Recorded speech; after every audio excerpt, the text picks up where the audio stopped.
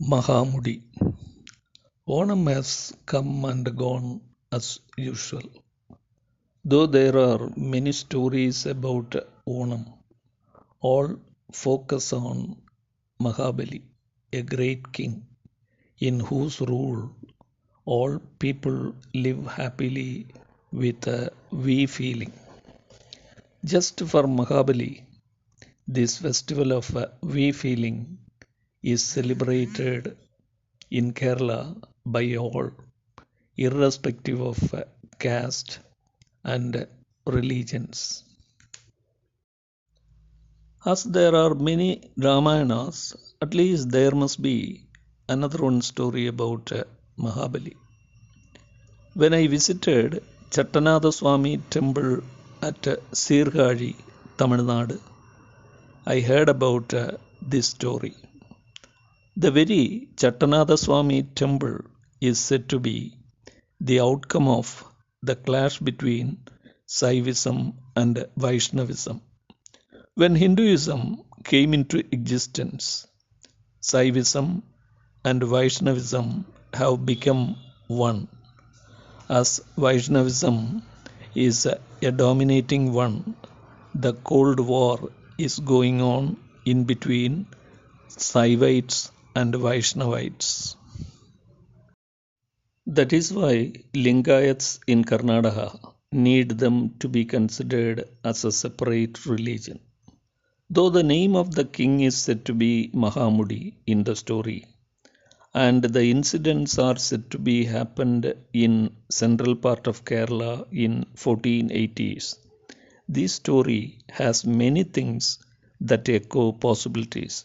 In my opinion, there are more possibilities than the possibilities that can be found in the film ഒരു വടക്കൻ Veeragatha, where we hear a strange story like this. So, I hope it won't disappoint you if you spare some time. As it is in the form of a play, you may listen to the voice and read the dialogues on the screen.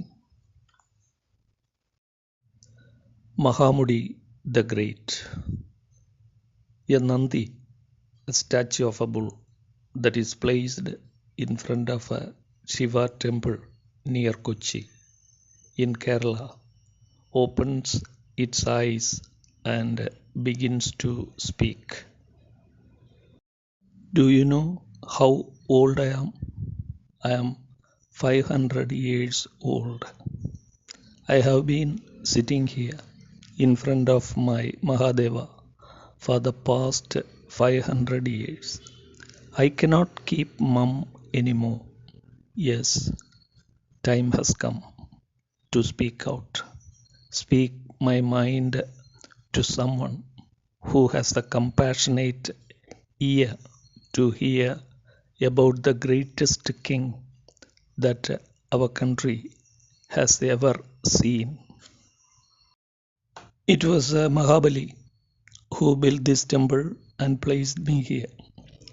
The Shivalingam of this temple was actually brought from Kailasa.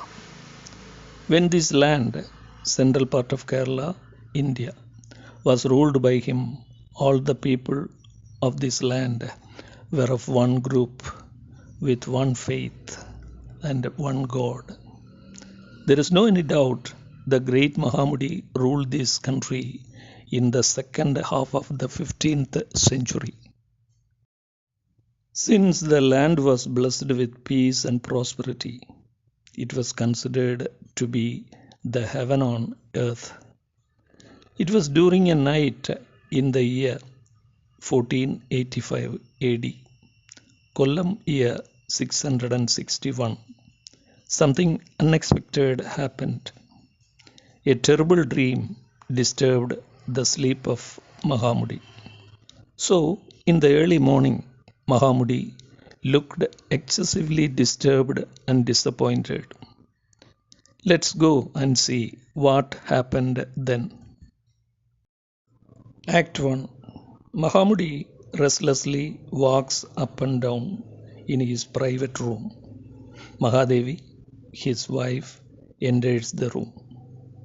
Mahamudi stops and looks at her. Having understood that Mahamudi is troubled with a problem, she goes near him and talks to him.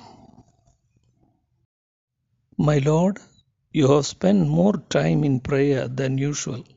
Moreover, your eyes and face echo that your mind is excessively troubled with some painful thoughts even after the prayer.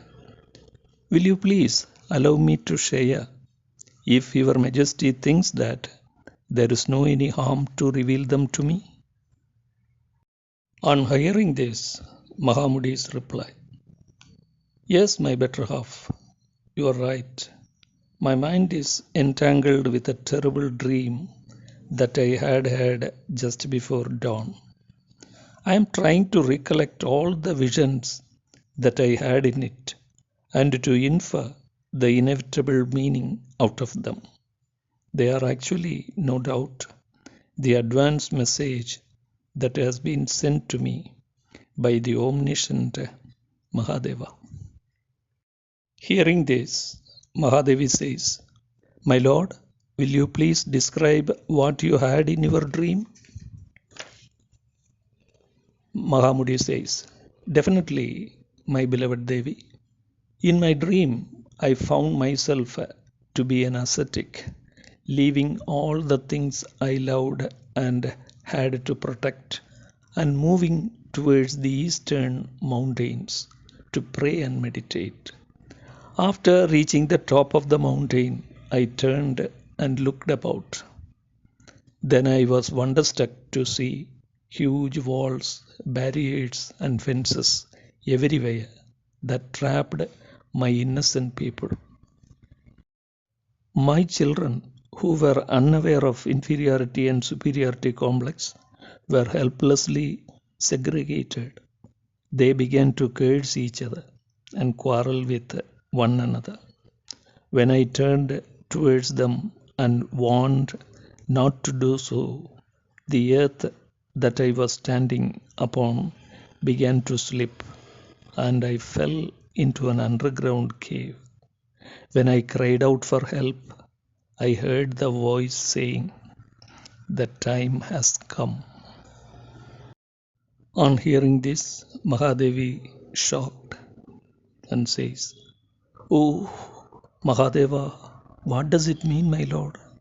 Though I am unable to bear and unwilling to hear your words concerning the dream, I can't be without knowing it. I only pray to the omnipotent Mahadeva to give me enough strength to hear all that you have to say to me. Hearing this, Mahamudi says, yes, dear, I also pray the omnipresent Mahadeva to give you enough strength not only to hear the content and interpretations of my dream, but also to face boldly whatever happens in the days to come.